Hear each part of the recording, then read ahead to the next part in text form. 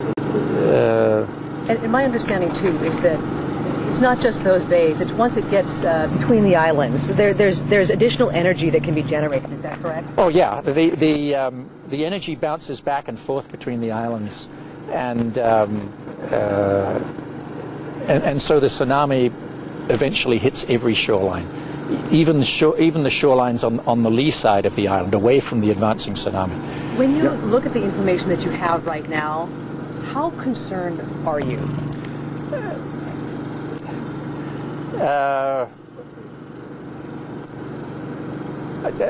Right now, I reserve judgment. The tsunami arrived about when we expected it should.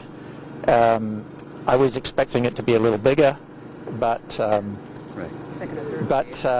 you know, give me 10 minutes, I'll come back out and I'll give you an update. Okay, and by then you may have heard something yourself. Because I know you had said that it could possibly get up to 6 feet, possibly a little bit higher than that.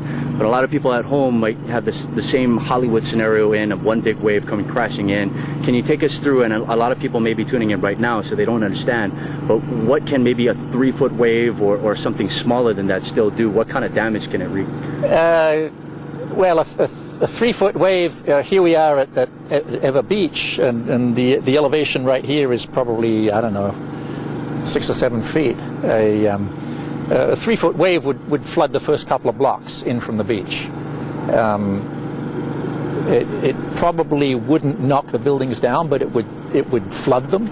You know, everything on the ground would be, you know, basically destroyed by salt water. A 3-foot wave coming into a narrow channel can rise up into a vertical wall, and and that'll knock you down and beat you up and maybe drown you. Can you talk about the data that you just got at Makapu'u? Have you ever seen before that significant drop from 1 to 3 feet, and what does that mean exactly? Yeah, we saw the same thing from the Japan tsunami.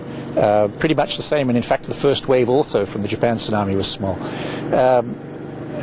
Typically, tsunami waves in Hawaii, usually the first wave is not the biggest. Usually it's wave number 3 or number 4 that's the biggest. So we saw that illustration that you handed out just a little while ago, and it's pretty alarming.